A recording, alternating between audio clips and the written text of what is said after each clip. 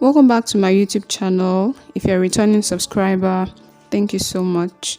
And if you're new here, my name is Sophia. I'm an author, I'm a writer, I'm a blogger. And on this channel, I talk about relationships, I talk about faith, I talk about lifestyle. And sometimes I just do reaction videos to trending topics in society on social media. If you haven't subscribed yet, please hit the subscribe button and turn on your notifications so that whenever I upload new content, you'll be the first to know. Today, I'll be focusing on a topic that borders on lifestyle, and that's about the downsides of using social media. Recently, I decided to cut down on the time I spend on social media, and this was because I discovered that I was giving a lot of my time to social media. I mean, my phone is in my hand all day, in between my job, I'm checking something online, I'm watching a video, I'm watching comedy. If I'm not doing that, I'm on YouTube. If I'm not doing that, I'm on Instagram, I'm on Facebook. I just discovered that this thing is really taking a lot of my time, and I wanted to just cut back on the time I was giving to social media. Now, before I talk about some of these downsides, I need to clarify that the use of social media is not bad. It is not bad at all. The introduction of social media and the internet at large to our world has created a lot of opportunities, a lot of positive, successful achievements in our generation that were not in previous generations. So the use is not bad at all. I mean, there's communication with loved ones who are far away. We can always reach them. Even though we are so many miles apart, you can be involved in each other's lives. You can see their pictures, you see how their children are growing, you see what's the next thing they are on to. Everybody is just involved in everybody's life, and we're all carried along. There's that sense of togetherness, even though we are not in the same location. So that communication, that togetherness, it's there because social media makes it possible. And then we have networking for either business, academic, or professional development. I mean, from the comfort of your home, you can just take courses online. You can network with great minds, partner with business professionals. I mean, there are a lot of things that social media has got to offer. So many advantages. So again, it is not bad. However, we need to take note of the kind of relationship we have with social media, the kind of relationship we have with our phones. And this relationship could either be healthy or unhealthy. Now, for me, I discovered that because it was taking so much of my time, so much of my attention, it was becoming unhealthy. It was becoming toxic, and I just had to, step back and look at it and say, I need to cut down on the time I give to social media. Now, some of these things I'm going to talk about, they applied to me, and some of them, they did not apply to me. So I'm just going to run through some of these downsides of social media use, some of the disadvantages of, being someone who is always on social media, the unhealthy use of social media, what it can cause, what it can lead to. That's what I just want to talk about in today's video.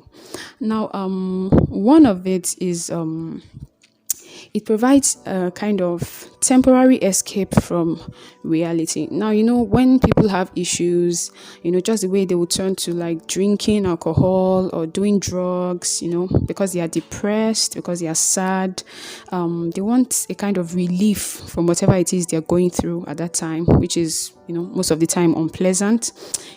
People also turn to their phones when they are depressed. People turn to social media when they are depressed, when they are going through stuff. You just have this feeling that you need to escape from whatever experience you're currently having. And so you just take your phone, switch on your data, and you're in another world.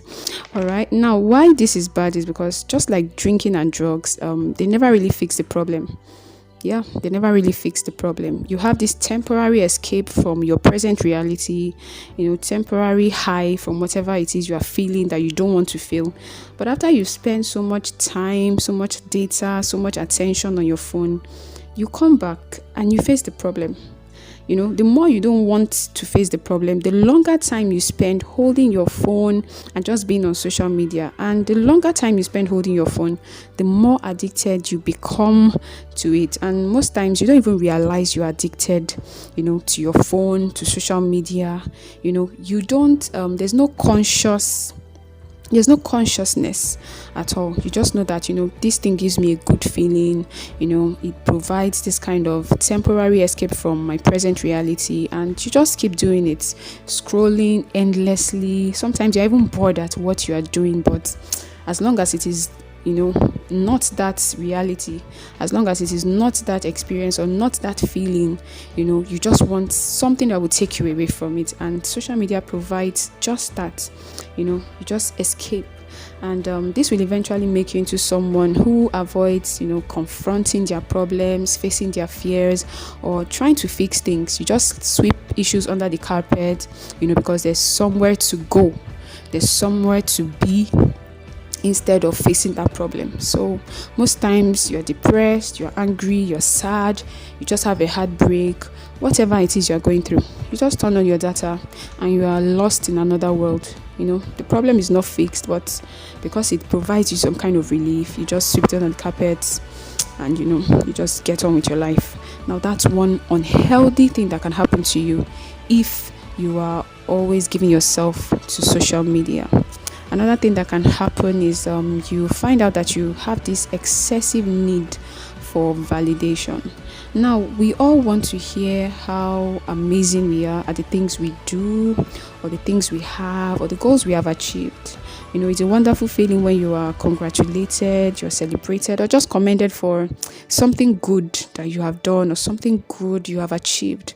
But it can become unhealthy when you always feel some kind of pressure to show and tell everyone what is going on in your life, the next big move you're about to make, where you are having a vacation, what is happening with you. You just want to really just show whatever it is going on in your life. And this is coming from the desire to have, positive feedback. Whether or not we admit it, we all want positive feedback on anything great we are doing.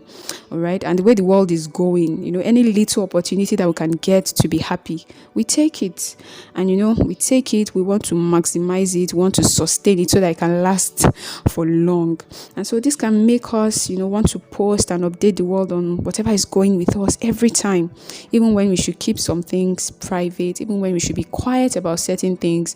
We just want that feeling of excitement, when you post, oh, I'm getting married, I just had my first baby, I just bought a car, I just completed my building, and you put all these things on social media, the likes, the comments, all these things that come with it, they make us feel good. And like I said, with the way the world is going, the stress, the poverty, the sickness, the wars, different things happening, any little chance you get to be happy, whatever will provide you a little happiness, you just want to snatch it, you want to maximize it, you want to sustain it for long.